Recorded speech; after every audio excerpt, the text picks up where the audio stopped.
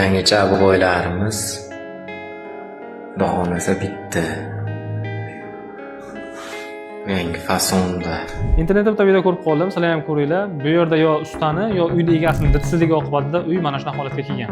Bunaqa vaziyatda eng to'g'ri yechim aboyni hammasini ko'chirib tashlash kerak. Uni o'rniga byudjetdan kelib chiqqan holatda, agar byudjet kamroq bo'lsa, adaptovanniy sokinroq bo'lgan aboy yopishtirish kerak. Patologga ochroq, devorga sal to'qroq bo'lgan aboy yopishtirgan ma'qul.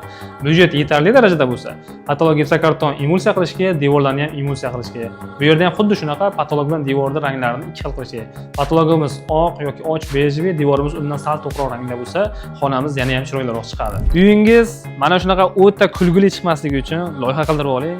Qog'ozda siz xohlagan narsangiz, emulsiya desangiz emulsiya, aboy desangiz aboy ko'rinishda taqdim qilinadi. Xohlaganingizni o'zgartirishingiz mumkin.